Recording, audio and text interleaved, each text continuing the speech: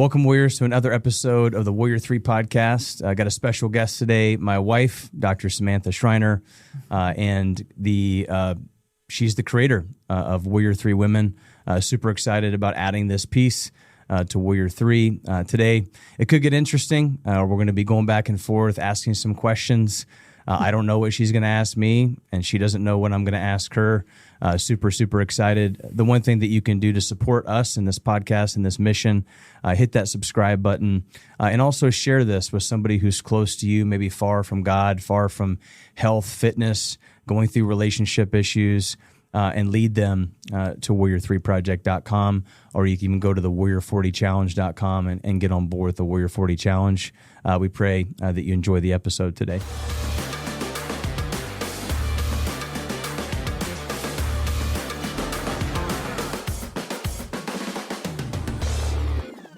All right, Sam. So thank you so much for being brave and stepping outside your comfort zone to be on the podcast today. I'm super excited, and I think when I talk to people, men, or just in general, they always ask, hey, when are you going to have your wife on the podcast so we can just get to know her a little bit? So thank you. Yeah. Share the dirty secrets. Share the dirty secrets. So, all right, we're going to get right into it. I want to go through some questions, and like I said before, you don't know what questions I'm going to ask you. I don't really know what questions that you're going to ask me, and so, hang on to your hats, ladies and gentlemen. Like I told earlier, we could cry, we could laugh, we could throw coffee at each other. I don't really know what's going to happen, but anyway, I just really want you to know how much I love and appreciate you, and how much you mean to me. I think a lot of times, even in the spotlight of like Warrior 3 or even our office, like, you don't get much of the credit, but you're kind of the bones of, and support and the foundation. Obviously, Jesus is the foundation, but you get what I'm saying. I just appreciate you. So before we get into this, I just want to let you know I love you. So thank you. Before we get into this. All right. So first and foremost, question number one, tell me why Warrior 3 Women, right? We got 4 boys. You're the office manager for our very successful chiropractic clinic, a lot going on. It'd be very, very easy for you to say, like, I've got enough on my plate. And then, I think it was a couple months ago, you say, hey, I need to be obedient and do this. So why Warrior 3 Women?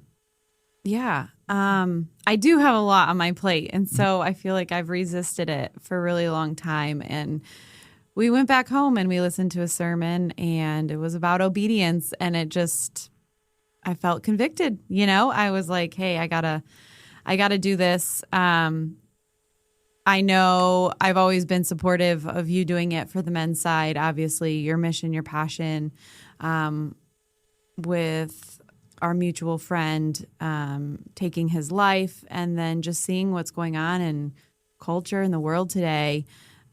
It's needed. And, as men get stronger, especially if you're married and in a relationship, you can't continue to get stronger if your other half isn't getting stronger as well. And so, for me, it's important women to step up and to step into their God-given calling as well. It looks different, than a man. And this side of the program looks different than, Warrior 3 Men looks like, right? Our workouts might look different, right? Our encouragement might look different. Women are a little bit more apt to share their feelings, but it's needed. It's a space that's needed. And when mental health is an issue in our country, that bridging of the gap, it's not just think better or feel better or do the steps, go to a counselor. All those things are much needed, but it also has a massive physical aspect to it too. Your physical health directly impacts your spiritual health, your mental health, your emotional health. And so women need it too, and most women put those things on the back burner, especially as you start to have kids and get married and all that stuff. So, or get married and then have kids, right? So, how's it different? Like, you said it's just different, right? Like, how is Warrior 3 women different than Warrior 3 men, and why does it need to be different? Because we live in a culture where it's like, hey, I'm a woman, hear me roar. I've seen that quite a bit. It's like we're equal. Why is Warrior 3 women a little bit different? I mean, the fact that God made you masculine and me feminine. We have different gift sets very clearly by our physical abilities, but also emotionally, mentally, and how we connect with other women. Even how we handle our kids. Even though we have all boys, you handle our boys differently than I handle our boys. But it's both needed. That's why God put man and woman together. So it's good.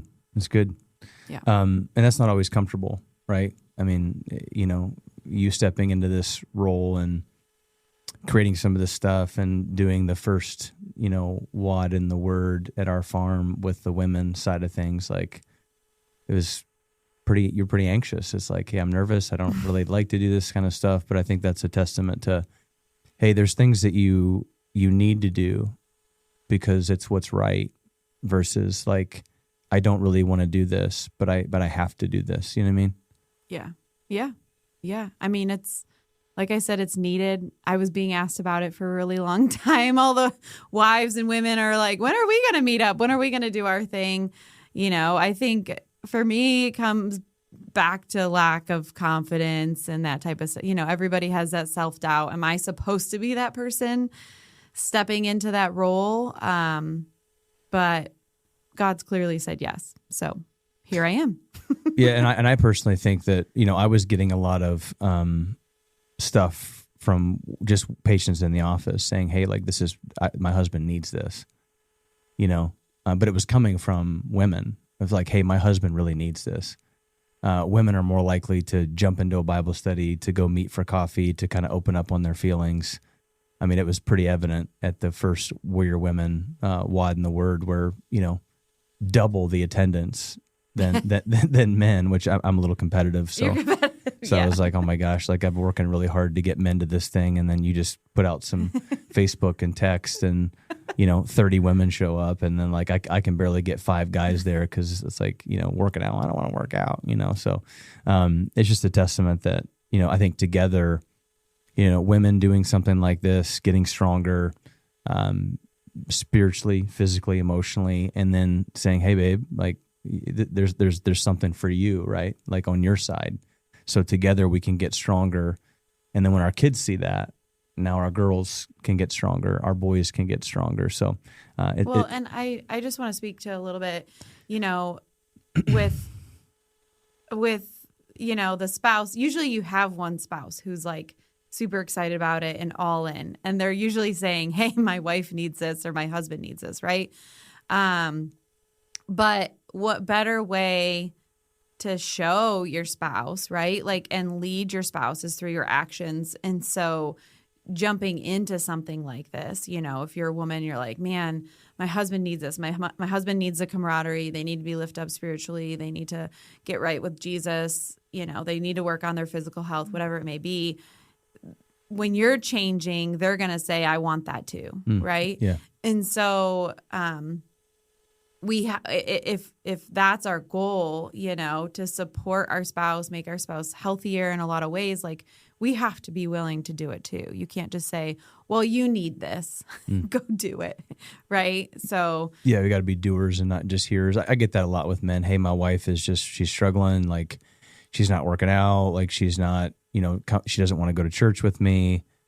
What do I do? And my answer to them is just keep doing the right things. Like just keep diving into the Word, keep getting up every single morning, working out, let her see you in the Bible.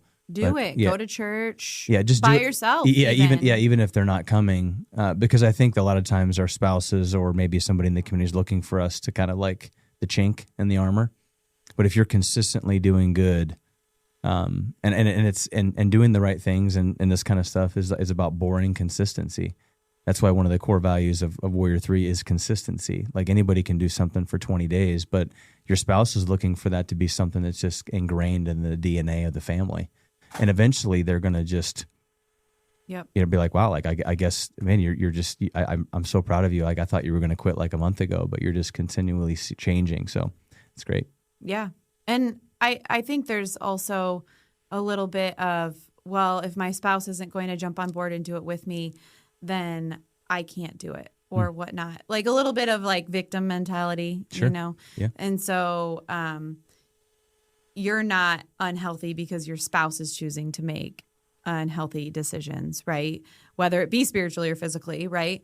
And so you need to do it. You need to take responsibility and not necessarily, well, I'm not as healthy as I should be because my wife's not getting up and working out either. And it's like, well, come on, man. Yeah. Like get your butt up and do it. And maybe she'll join you. Right. Yeah. So, and vice versa. You can't be like, well, my husband doesn't want to go to church with me. Mm-hmm. So I'm not going to go to church. Yeah. It's like, I kind of went through that a little bit when, with our chiropractic office. It's like, we went to chiropractic school together. We, first 3 years before we started having kids, it was like, it was going to be me and you. We were going to take over the city and we were going to just, whatever. And then God's like, hey, I want to stay at home and I want to be more of a stay-at-home mom. And for me, it was almost like a few years of trying to figure out, like, how do I do this without her? And it was almost like a victim mentality for me because I was like, hey, you're my sidekick. Like, this is what you're supposed to be doing. And you're like, no, like, this is what God's called me to do. And I've had to really kind of pull myself out of that victim mentality of like, hey, now it's time for me to step up and for me to take the reins. And I don't necessarily need her there all the time to be able to grow this thing, which has helped, but it hasn't been easy. So I get it. So question for me. Oh, okay. This is, should I do like getting deep or should I like, you just do a fun one? I don't care. Like, you just tell me what you want. Like I'm a victim. Like, right. You're the hunter. I'm just the deer kind of walking through the woods here. Okay. So I'm trying to think of like what people would want to hear from you, right? Because I feel like sometimes you're seen in this like you got it all together, right? I don't have it all together. So I think people want to know the dirt. Yeah, because like the hard things. Okay, so that's kind of where I'm going. So what is one of the most humbling experiences that you've had? I've always been extremely talented in a lot of things that I've done. Like, so for instance, I've always been very physically gifted, whether it be sports or, whatever ball I picked up, I could play it. Physically, I know this drives you nuts, but like I could pretty much eat whatever I wanted and I wouldn't have any body fat. Seriously. He can eat like a whole chocolate cake. Yeah. And if I get a whiff of it, I gain 10 pounds. He eats the whole thing and like, hey, I lost 10 pounds. So physically, I've just Division I athlete and wrestling, and I've always been able to physical my way through. But I think one of the most humbling things was just the emotional, the relational side of things. Getting out of chiropractic school, and we kind of had that vision of like, we were in the era of chiropractic before it got a little, I feel like, lackadaisical. Before COVID, before whatever, like we were in that group where it was like, hey, we're going to go take over the world. We're going to have one of the largest clinics in the country. Like, we were hanging around people that had big, big visions. And then getting into clinic and getting into practice and not really truly being able to just physical your way through it. Like, I'll go over you, under you, or through you, but it happened to work with people, happened to communicate, happened to lead a team is probably the most humbling thing that I've ever had to do, because I was a Division I wrestler. I could control you however I want to control you physically. I would just outlast you in everything that I do. And at the end of the third period, I'm just going to beat you up because you're tired. I was a high school quarterback that pretty much called the offense from the line the entire time. Like our coach just basically said, you call the offense. It was all about me, and, running, being married, and not being about me, and what I want to do and how I want to act. And I have to lead other people, and myself doesn't come before that. I struggle with that a lot. I was telling somebody the other day that, the Apostle Paul, it's like, he wasn't married, he didn't have kids. It would have been super easy to just kind of Mach 6 with your hair on fire to go change the world. But, I'm married, I've got kids, I've got to step back and say, hey, I don't feel like working out at 5 o'clock in the morning. And so I'm going to push it back to 7, but then that affects everybody else.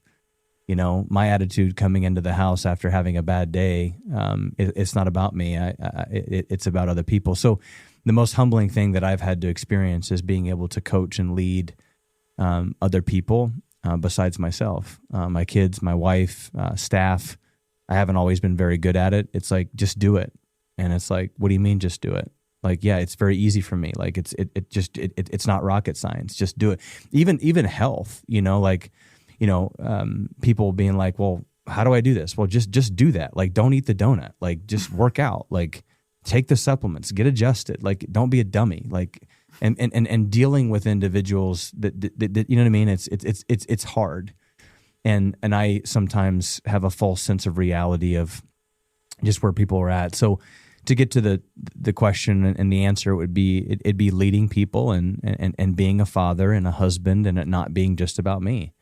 And I think it was about me for a long time, which is why I think maybe I didn't achieve or feel like I achieved what I was supposed to, because and with Warrior 3 and all the things that we have now, I realized that you can't get anywhere in this life without a solid support system, because I can get to the top of the mountain and I can win, but there's nobody else around me. And then I just go to one mountain to the next, and that's not really what it's about. So, yeah.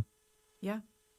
Well, you can't bring mountains with you into heaven. Yeah, it's true. Yeah, you can't, no goal. I mean, I was just talking about this last night with you, or I think it was another, Beckett was talking about, he's playing football and, how intense it is. He's a fourth grader, he's playing football, and, the coaches are yelling and sending, videos and things like that in fourth grade. And he even came home and he goes, man, like, Daddy, they're really intense. And I was like, I think intense is good, buddy, but I want you to understand that you're getting a taste of how the world looks at things. Gold medals, winning championships. There's a lot of idols in this world. And for him, I said, listen, buddy, you're not taking football with you. And I said, hey, I've got my state championship wrestling medal in the basement. I don't even know where it's at. I don't have any of my trophies of Wrestler of the Year or, MAC Freshman of the Year or anything like that. And I don't even know where those are. It's not that wasn't important, but they're tarnished and they're moth-eaten. So, just having that conversation even with our son of like, we're not taking any of this stuff with you. It doesn't mean you don't try hard. It doesn't mean that, you don't try to be a Tim Tebow that used football and sports as a way to bring the gospel to the world. I'm not saying that. Yeah, there's still work to be done. There's still work to be done, and don't be a sluggard who's just sitting around and being like, hey, Lord, like someone the other day, I asked him, hey, what are you going to be doing? He's like, I don't know. I'm waiting for the Lord to tell me. I was like, dude, you better get moving.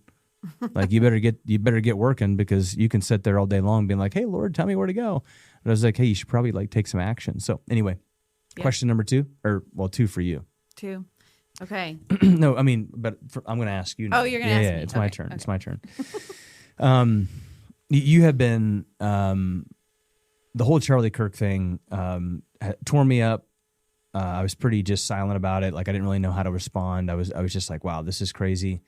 Whether or not you loved him or hated him, he loved Jesus, and he stood up for what he believed in, and he worked to share truth. And a lot of the videos that I see, it's like he was willing to hear the other side, and you were pretty distraught and emotional watching Charlie's memorial, his 5-hour memorial. I remember you late at night, you're sitting on the other side of the living room, you're crying. The boys were going over there, like mom's crying. Anyway, Erica Kirk said, Charlie and I were not in competition. I'm there to support him and help him even when it's hard, And so what do you say to the, like, just be you, do what you want mentality that could be destroying the family unit? I remember, having a consultation with an extremely dominant female. Her husband's just kind of sitting there with his arms crossed. Like, I couldn't even ask him a question because his wife just completely bowled over him. Like, it was like this, like, I'm on a power trip. And I feel like the world that we're living in today is kind of trying to make women almost like take over, like, what the man is ultimately programmed by God to do.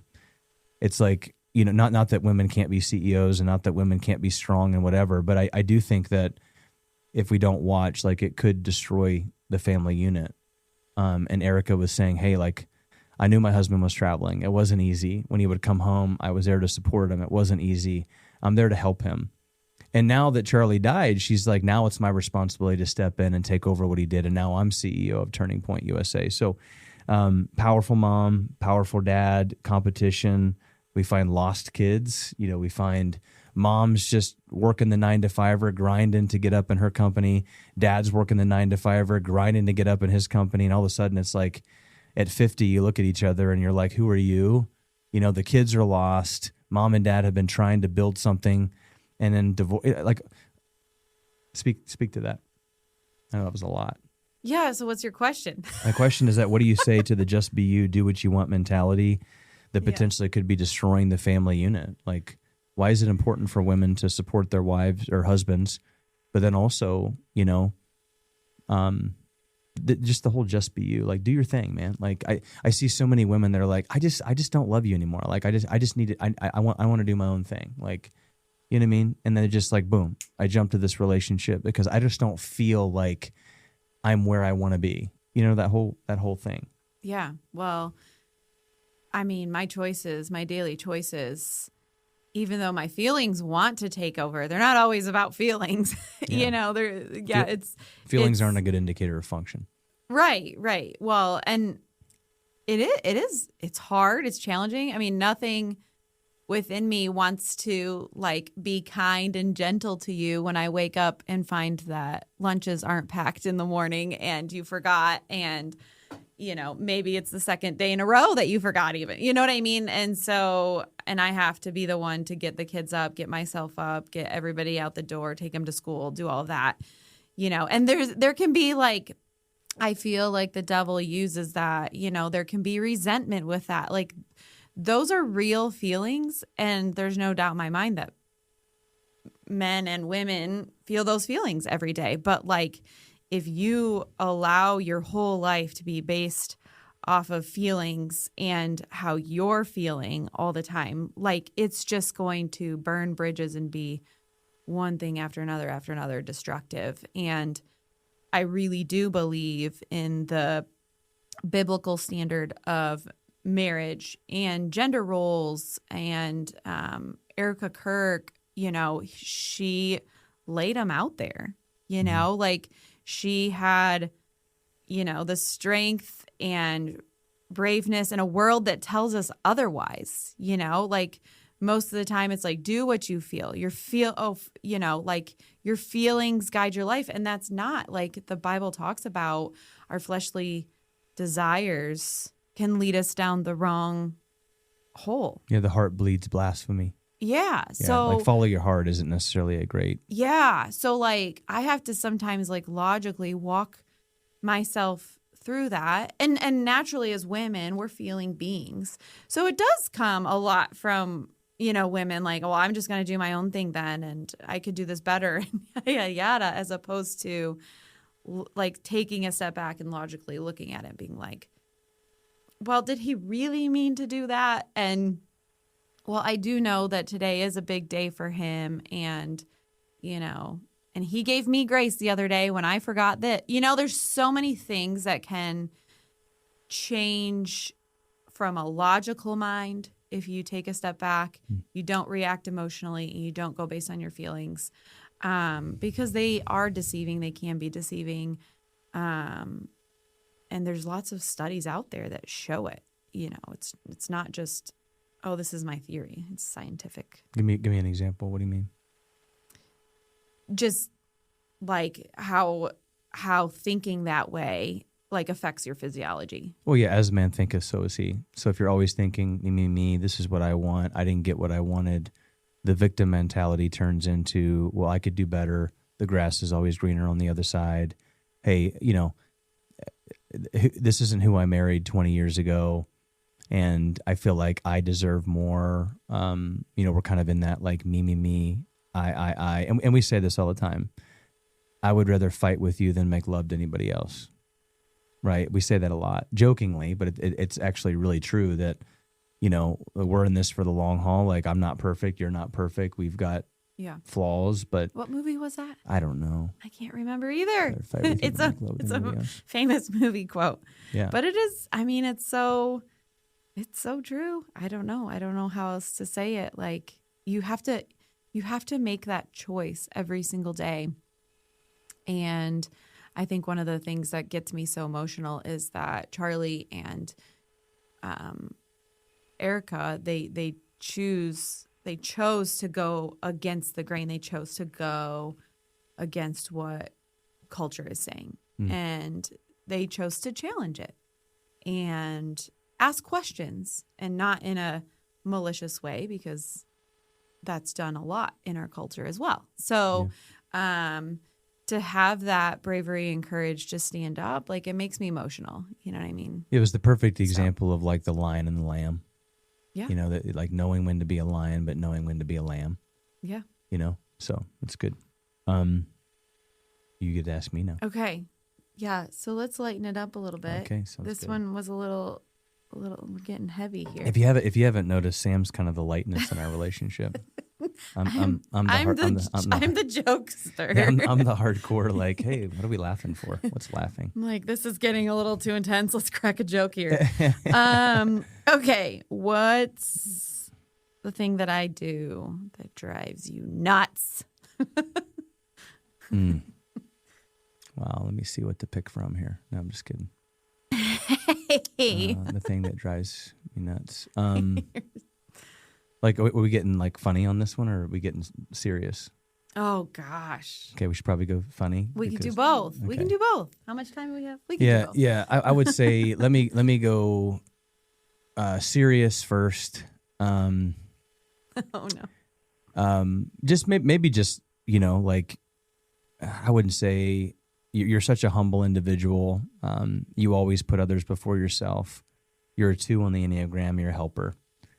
And I think sometimes that turns into like people taking advantage. I'm so different than you are, because like my love language is like, hey, just tell me I'm awesome and buy me a gift and we're good. And you're like, this super deep, creature that's like, I just can't, have a conversation, have coffee, but I got to get to know this person, and I've got to get to them like super deep. So it's not that it's annoying. It's just, I think I don't like seeing you hurt. I don't like seeing you get hurt. And that affects your confidence, which, you're so beautiful. Like, and I know that's, for you, it's like, look at me, and I'm just not where I need to be. And like, you're like 10% body fat. And then I need to be here. And I think it's just, you're so deep that sometimes that can affect your confidence, and confidence is sexy. And not that you're not sexy, but the confidence thing, I just think that you're a beautiful person inside and out. I couldn't ask for better. And so sometimes you just recognizing that is nice. Something that annoys me about you is just on a funny level. Like your way of like breaking the ice because you're uncomfortable is funny and laughing, and like there are just certain things that I'm like, what are you laughing about? Like, that's not funny. Like, yeah, you're just random. Like, what I mean? Some people's defense mechanism is just laughter, or like trying to make a joke on something. Yeah, that would be me. Yeah, I think the other thing that I still don't think that you're aware of it, but Are we on like number 3 that drives you nuts? no, this is just a funny thing. Oh my goodness. This is just a funny thing. I don't really think that you realize it, and I've told you this like multiple times, but like I think that you forget to flush the toilet at times. Like I feel like you forget to flush. Like you're like, yeah, I do that. But like I do. but there's always toilet paper in the toilet. Like it's always there, and I'm just like, how do you flush and it's still Yeah, there? but sometimes like That's where Hendrix gets his lack of flushing a toilet and lack. I think that it's a genetic trait. it is not. No, there's sometimes where you use like toilet paper, like to blow your nose, and like you throw it in the toilet, and so like So that's what that is. sometimes. Okay, so those are the funny things that annoy me. So I'm like, every time I go in there, especially at night, like in the middle of the night, like if you get up to use the bathroom, I get up and I'm like, wow, there's someone didn't flush the toilet. And it's like painstaking agony to get our 6-year-old to flush the commode. I'm like, listen, when you go to the bathroom, you flush, you do what you need to do, and then you need to wash your hands. And I think you and Hendrix are anyway. Oh, So. I wash my hands. Don't lump me in with our 6-year-old here. Good. All right. Okay. Should I go funny? If you want. Yeah, I feel like I need to go funny now because you you went funny. I was going to go serious because all mine are serious, but let's say, what are the 2 things that annoy you the most about me? Let's go serious and also funny. Serious. I think I know what the serious one would be. You do? What would you say? I would say just I get angry. I get frustrated. I'm passionate, and like I don't turn that off when I get home. And so it's like, are you okay? Like, no, I just leave me alone. Or hunting. That's not serious. Okay. Well, maybe to you it's serious, I guess. I don't know. Yeah, I would say, it is frustrating sometimes when, like you're trying to enjoy the moment and you get caught up in your head about what happened maybe 5 minutes ago or even the day or 2 before. Or even sometimes like walking into a chaotic house, and I get it. Like we're in a season of mass chaos. Our boys are loud. Our boys are physical. They're destructive. And they want all your attention. So I couldn't imagine how that is. I'm very less cool now that they're getting older. So, but sometimes it's like the almost like the exact opposite of what you said, like how I laugh it off all the time. Like you're so serious all the time where it's like, come on, you gotta just like brush that off. Like you have to expect chaos when you walk in the house. I mean, you're gonna be a miserable person if you expect perfect Betty Crocker order our kids quiet and reading a book when you walk in from work every day, because that's just. Oh yeah. I don't know why. I don't think I expect that. I just. Being in a profession as a chiropractor where you're touching people all day, and then you're like a therapist to a lot of people, and then you come home and you're like, it's bad to expect something when really I should just say, hey Lord, like, hey, I'm just going to say a prayer and I'm going to walk into this. But like it's just like you said, like, what's the first thing I do when I come in the house? I take all the pillows that are all over the floor and the blankets, and I put them in the perfect spot, and I fold the blankets up, only for like 2 seconds later for Hendrix to jump off the couch and throw the pillows at his brother and like dishes all over the place.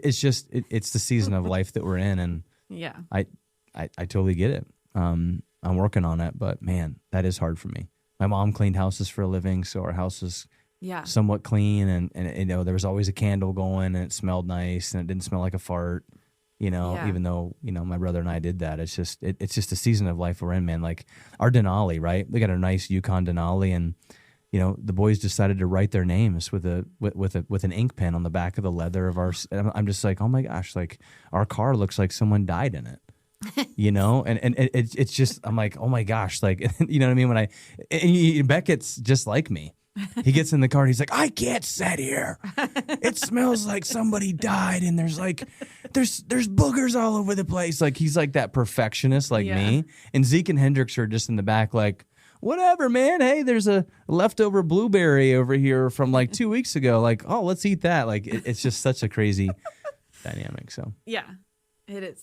It is. So that's the serious one. What's the funny one? That's the serious. Oh, the funny one. Well, speaking of cleanliness, ironic, and your mom. Is this my closet? Maybe. Your mom might be very disappointed in you since she is a very clean person. Yeah. The laundry situation. Oh man, I hate laundry. I can't handle it anymore. Our old house, we used to share a closet, and probably one of the like most exciting features when we were looking at our new house is that like we had 2 separate closets, and they're not big closets, but the fact that they were separate, I was like, perfect. I know what I'm going to do when I do the laundry. I know it's just going to sit on our floor for not just days, not just weeks, but like months. Yeah. It's it's hard for me to find underwear. Let's just put it that way. Yeah. So my motive now is great. I'm just going to shove it all in his closet and close the door. And it makes me happy now because I don't see it. But it does drive me nuts. And every now and then I feel pity on you and I break down and I hope you put them away. Well, you throw them in my closet. You don't put them on the floor. Like, you still throw them. You don't help me put them away. No, I hang up your clothes. I put them. I do. Your mom does. Well, she's done it too. She's on the same page. Grandma Bernie understands. Yeah. My pain. Yeah. No, I get it. It's something that I've been convicted, and I even did it the other day, and now we're back to where we were. So it's not a consistent thing that I'm doing, but if you're a dad out there and you have something not great that you're doing, my boys struggle with it. My boys struggle with it. Like, you're like, hey, you do not fold their laundry. You do not put their underwear away. Well, they're getting old enough now. I'm just saying that they're 6, 8, and 10. And some people would be like, hey, well, whenever in high school they can do it. They're 6, 8, and 10. It is like a mental breakdown in our house whenever our kids come home from school and you've got piles of laundry sitting there. And like, literally, it's like someone just like basically like ruined their life. Beckett's getting it now. He has less. But what I'm saying is that I think that's because when they go in my closet and they see it, they're like, well, Dad doesn't have to do it, That's so very true. It's like, well, hey, eat your vegetables. Well, Dad doesn't eat his vegetables, and Dad can have pizza and crappy. Dad doesn't work out. Like, why do I need to go work out? So I'm convicted by it. You would make my life a lot easier if you did it, because then the boys would do it better and all the things. But I mean, I say, just because it's a generational thing handed down. I mean, we're breaking generational curses in our household, okay? Like, that's my purpose verse, okay? So, like, this laundry issue stops here. And I always do say, my boys are going to make 4 girls very happy one day, because they will come out of my household knowing how to do laundry, fold laundry, put their laundry away. You can do laundry. I do laundry. I just don't like to put it away. Yeah. Same thing with the dishes. I'll do dishes, but they'll sit in the drying rack for 10 years. Yes. So finish the task. So it's the same thing with Beckett. He'll feed the dog, but putting water in his water bowl, every single time, I'm like, why do we have to tell you? This is like finishing the task. So anyway, my boys will know how to finish tasks. They will know how to cook and clean and do laundry, and they will make some women very happy someday. Well, let me just say this, and then we'll move on to the next thing, because that's really good. Like, just finish it. Like, that's a good takeaway from today. Like, finish what you're doing. I will say this though, if it wasn't for me, our boys would leave the house looking like their hair is like the last of the Mohicans. And just an absolute mess. So like, I do every single day, like, take value in the fact of like, hey, listen, do your hair, brush your teeth. If your shorts, your uniform for school looks like an accordion, go throw it in the dryer. Like, look presentable. So if you marry our boys, right, they're gonna be able to finish the task. They're gonna do the laundry. They're going to put their clothes away, but they're also going to look like presentable human beings that you're not going to have to babysit, because they look like, somebody who just walked off of, slept underneath a park bench. So I had that conversation with Zeke this morning. I'm like, Zeke, dude, you're a great kid. Everybody loves you. Like, do your hair, brush your teeth, man. Like put some, Beckett, put some deodorant on. Like you're wearing the same socks to bed that you wore all day. Like take them off. I think if you talk to any boy parents, this is like, boys just like don't want to do personal hygiene until they realize that it turns girls off. And then they're not married until they never get married. They're the 40-year-old, virgin. Kind of a thing. It's like, okay, so like let's be presentable. Your wife should not have to babysit you and tell you, hey, honey, I got your lunch pack for you. Your alarm clock's set at 5. And oh, yeah, by the way, I wrote the workout down for you so you can do that when you get up. Like, no, like I'm trying to teach our boys that like you need to make sure that you take care of yourself because your wife's going to have enough stuff she has to worry about. So we're doing good things together. So yeah, I agree. That's good. All right. All right. So let's talk about like I want you to talk about like running towards the roar. We talked about this a little bit, and maybe that was an Erica Kirk thing again. I don't know if that was who said that, but standing firm on our biblical values in a world that is like, half truths, like be you, do you, love is love, all these kind of concepts. But like talk about like graceful truth, in the graceful truth versus like trying to be a peacemaker. You know what I mean? And I think that whole, I want you to explain that whole run towards the roar. I think that just kind of gives people a good perspective of like, how the woman fits into that family unit and really how that really helps us kind of stand tall together as a unit in a world that is extremely lukewarm with their faith, extremely lukewarm with a lot of things that they're doing, just because, hey, I'm just trying to make peace. Like I'm in the middle, right? I don't want to go one way or the other. I just want to kind of be here, Yeah. So I feel like you kind of have like 2 points. Yeah, I'm not good at asking questions. I'm sorry. Yeah. Two like massive things. That's why you're the office manager and the organizer of my life. I should have had you organize my questions. Should have.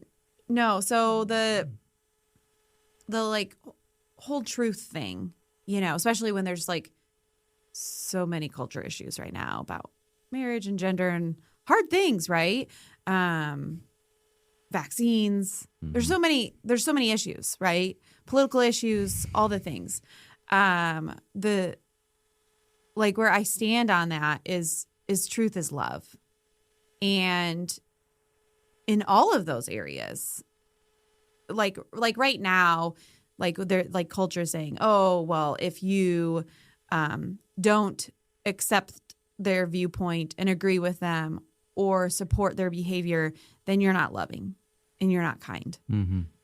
But I would say the exact opposite, that some of these things that I've done research on and behaviors and viewpoints, they're actually detrimental to people. And it's actually killing people, mm-hmm.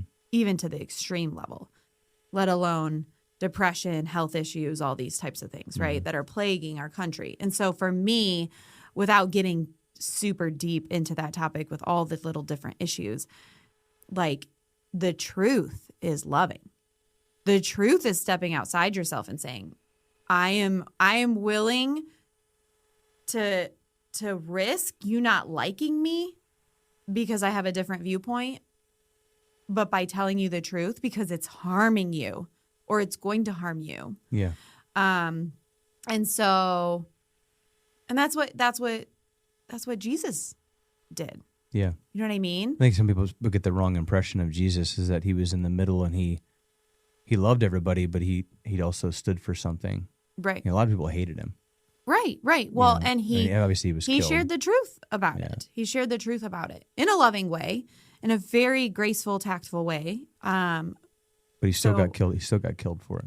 Exactly. Yeah. And that's what we're dealing with now with Charlie. Yeah. He brought a kind of light to truth in certain really touchy issues in our society, and he ultimately got killed for it. Yeah. And so for me though, like that's my biggest thing, and I've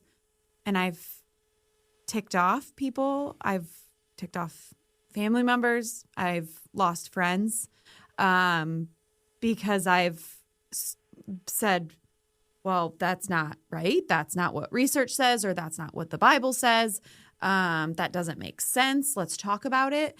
And people don't like it. People don't like it when their viewpoint is confronted and this, you're forced to have a logical reasoning behind it instead of just feelings. And so love isn't just feelings. It's truth. It's logic for me. And I would also say love is really hard and nasty at times. I mean, I love you, but our marriage isn't always perfect. Right, you know right. What I mean? Well, and that's where maybe you can transition into the roar thing. Yeah. So yeah, I knew I was going to do that. You are so smart.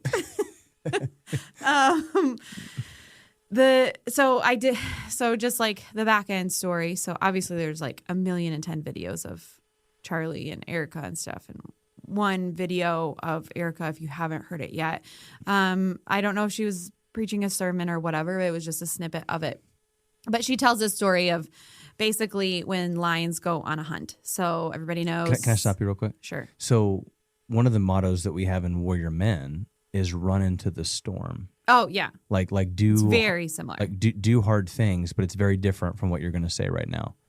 Like running into the storm means that like we have to stand up and do the hard things to protect our family because we're the providers and the protectors. Now talk about run into the roar, because I think it's different for women. Well, yeah. I mean, that part of it isn't so different. I mean, like life is hard. Oh no, you know what I mean? Like a lot of it. Anyway, it just, so basically, let me just tell the story. Got it. You interrupt me and you derail my train of thought. So basically, when lions go on a hunt, it's the lioness, the female lions, that actually do the hunting. Okay, and they get the antelope or get the whatever. Antelope. Yeah. And so what happens is the males actually go and they like bed down, I guess, and they do this like giant scary roar. Yeah. And what it does is it causes all the antelopes to obviously run into the opposite direction, right into the female lion pack. And then they obviously get killed and eaten, right?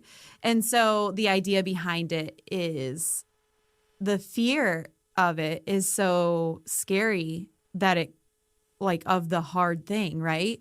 It pushes you and causes you to run into the very thing that's going to be your destruction, right?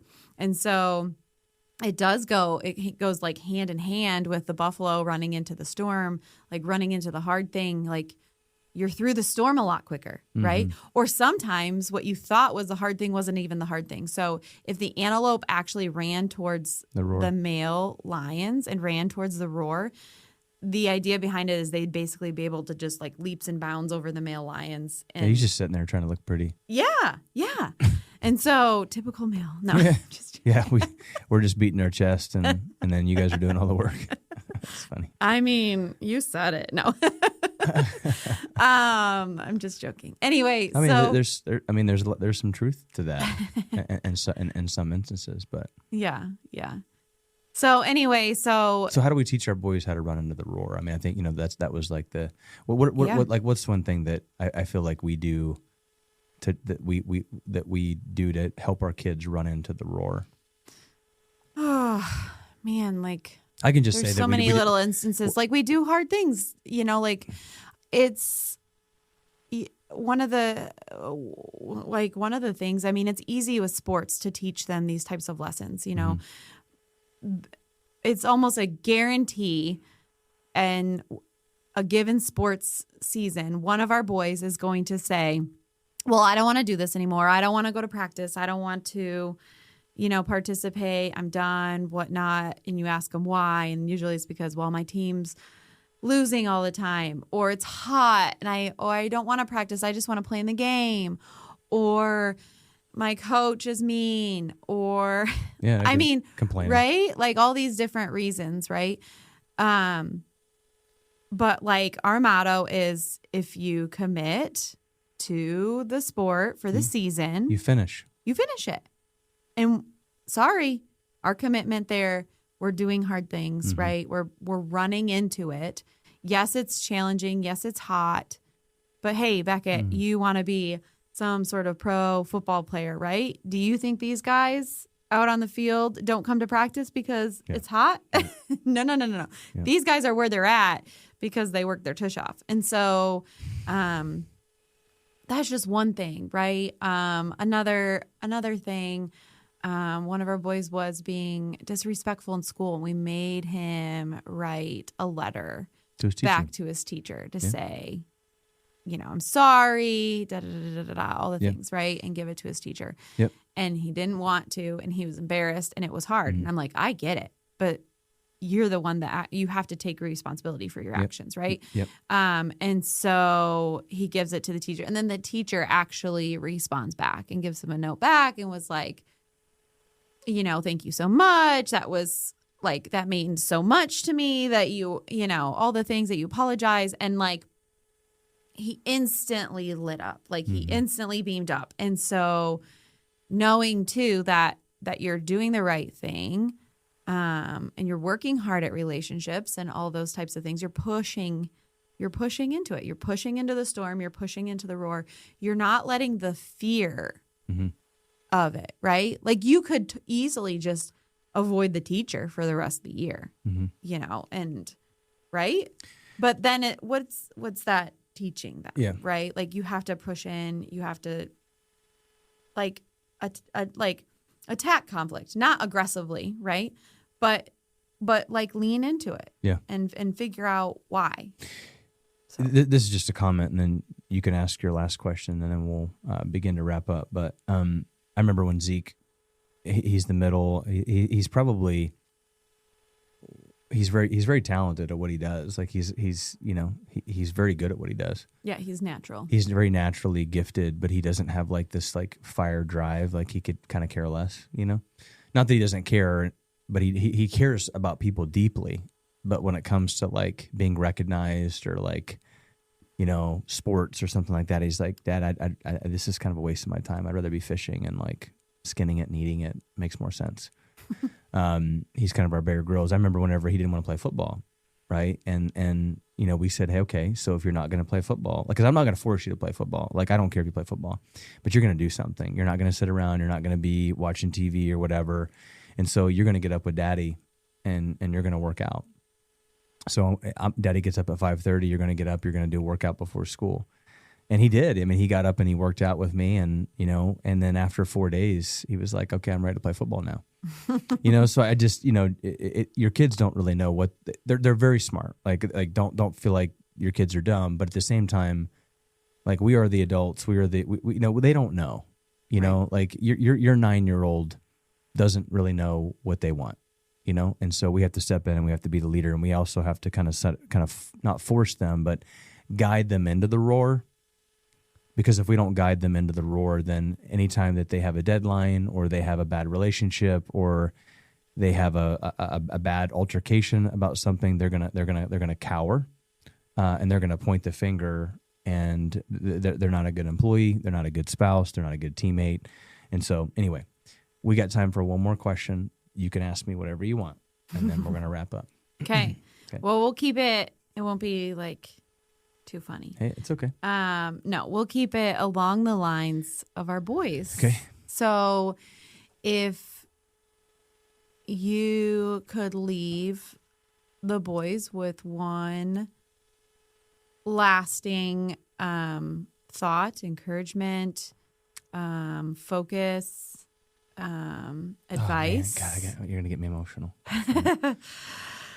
What would it be? So if it's like I could leave the boys with one lasting thing. Yeah. Like if I was like I was on my deathbed and they were talking to me, and it's like, here's what I'm going to give you. Oh man, darn it, Sam. I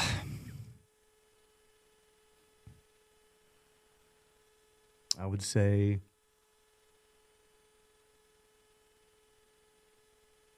that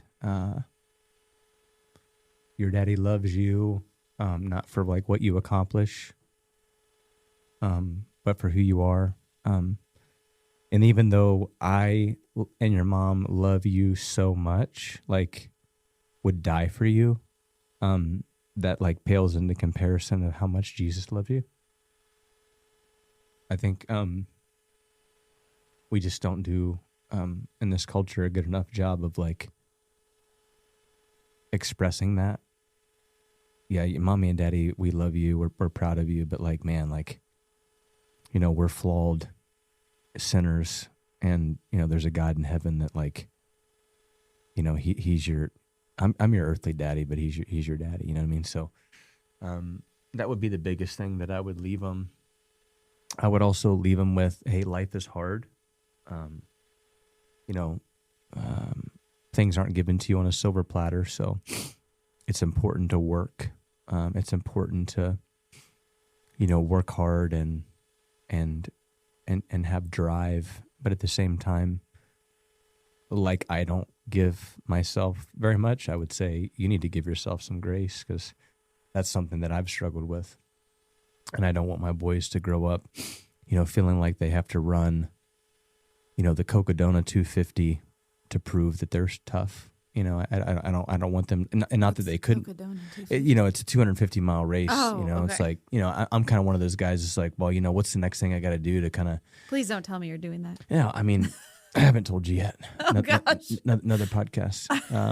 But you couples therapy. I think, you know, if you want to do that, that's great. But Daddy loves you regardless, and life is hard, and you know, be a man, be strong. Be a lion and a lamb. Be tender when you know you need to be tender. Open up the door. Respect your wife. Respect women, but fight for them, and be a warrior. You know, that's what I would say. But ultimately, it's at the end of the day, if you whether or not you're ultimately like uber successful or you don't end up where you think you should have been. You know, you're not taking any of that with you. And the only thing that you're taking with you is your wife and your children. And that's the ultimate goal. So that's what I would tell them. Yeah. Yeah, you had to do that to me right before the end. So I love you. I know, I love you too.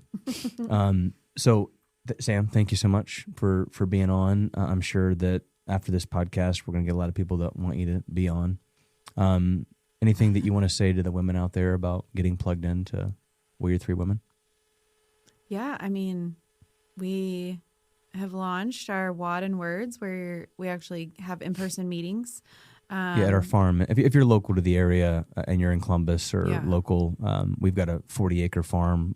We call Warrior 3 Farms. So we got a big barn and we've got a big CrossFit facility in there. And so once a month we do a WAD and the Word. And yeah. So WAD is a workout of the day. It's like a CrossFit term, but we do a workout, so we get physical, and then you know we jump into the Bible together and get real. And then we also just launched, along with the men's platform.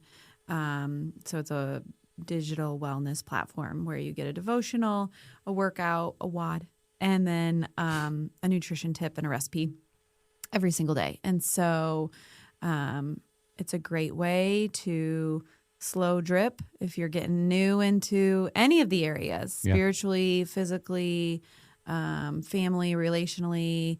If you're just trying to improve in any of those areas, it's a great way to get plugged in. And you can comment, in the platform. The men's and women's is different. So, if you're completely dropping bombs about your husband, he won't know. Yeah, I'm just joking. Sure. Yeah. It's like Fight Club. It's like Fight Club. It is not. Whatever happens in Fight Club stays at Fight Club. It's too funny. Yeah, if you can go to warrior40challenge.com, you can actually purchase the Warrior Women or the Warrior Men. You get 40 days for free, which is kind of crazy because normally when something's free for 40 days, that means it sucks. But this is like really good, and when people would experience it, we want you to see change, and then after that, it's $25 a month, and we're partnering with some cool organizations, Classical Conversations, Homeschool, some other big health organizations. And so we're really excited to see where God leads us in this. And, we go live on the men's platform every Tuesday. If you want Dr. Sam to go live more, maybe comment on this, and maybe we can get her to do some live stuff. But anyway, we really appreciate you guys being on the podcast and listening to this. Share this with somebody, a man or woman who you love and you care about, someone's close to you but far away from God, far away from their health. Maybe they're broken in their relationship. Make sure you hit the subscribe button, and don't forget to go to warrior40challenge.com and get signed up. We'd love to walk alongside you. So thank you so much. Have a great day.